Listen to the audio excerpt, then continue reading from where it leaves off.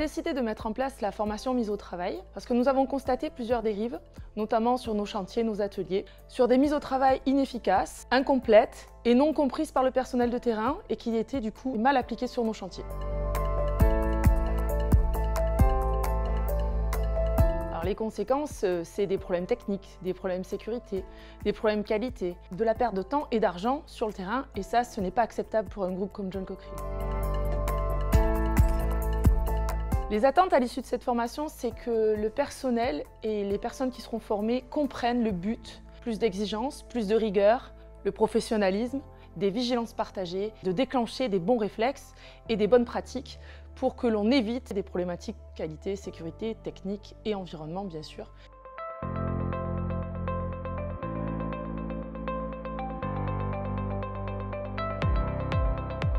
Je les accueille dans un premier temps pour leur donner des informations sur tout ce qui est partie réglementaire, la partie réglementaire, documentaire, etc., qui est propre à nos documents pour pouvoir travailler en toute sécurité.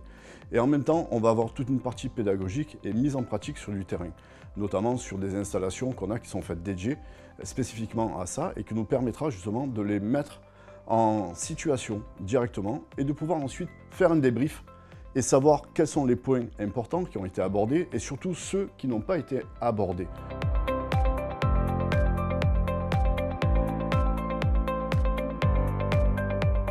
Le but de la formation, c'est donc de leur faire prendre conscience que toutes ces choses-là, à un moment donné, il faut qu'on soit tous acteurs de notre sécurité. Et il faut qu'on se rende compte qu'on est tous liés sur la mise en place de la mise au travail.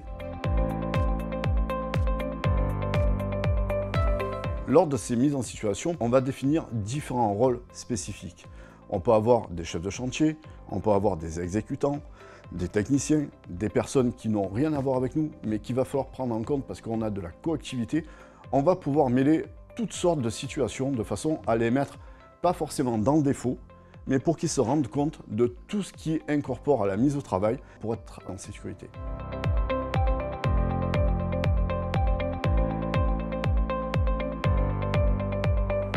Alors nous avons des retours qui sont très positifs de la part de nos collaborateurs, nos techniciens, etc.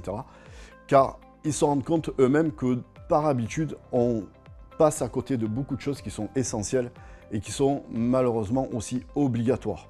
Donc ça nous permet de recentrer un peu toutes ces idées-là et d'avoir les idées claires et être sûr qu'on effectue un travail avec les bons documents, avec les bonnes bases réglementaires, avec les bonnes bases techniques pour effectuer des travaux en toute sécurité et en toute qualité.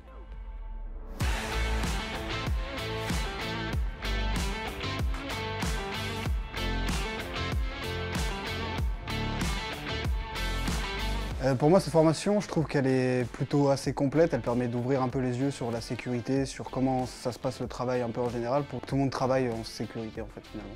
Cette formation est importante pour tous les salariés de la société et elle va permettre à la société de progresser dans la sécurité.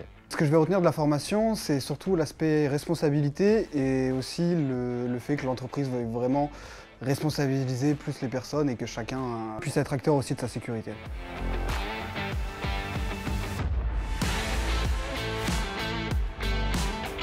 Donc l'objectif de cette formation pour fin 2025, c'est que toute notre partie encadrement management soit formée à la mise au travail.